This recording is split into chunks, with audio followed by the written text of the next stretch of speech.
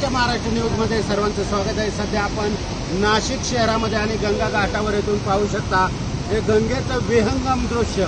या ठिकाणी प्रेक्षकांची म्हणण्यापेक्षा या ठिकाणी भाविकांची मांदियाळी झालेली आहे। तुम्ही पाहू शकता हे मंदिर सुंदर असं। या ठिकाणी 2 दिवसापूर्वी सतत पाऊस नाशिक शहरामध्ये पडत आहे, त्यामुळे गंगेला काही प्रमाणामध्ये पाणी आलेले तुम्ही पाहू शकता। या ठिकाणी माझ्या उजव्या बाजूला जे मारुती मंदिर आहे ते पाहू शकता।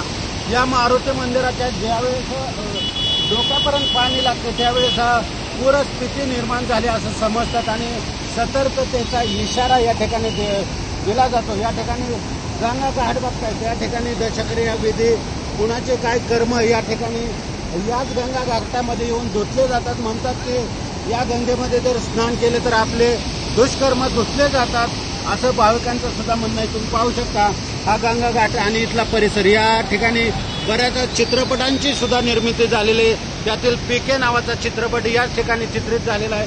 तुम्ही बघू शकता हे मंदिर आणि हा घाटाचा परिसर। सिद्ध पाताळेश्वर मंदिर आणि बरेच या ठिकाणी मंदिर आहेत। आपण पाहू शकता या ठिकाणी खूप मोठी मंदिरे या ठिकाणी जमलेली। अजिंक्य महाराष्ट्र न्यूज में अंकुश सावला, थेट नाशिकवरून। धन्यवाद।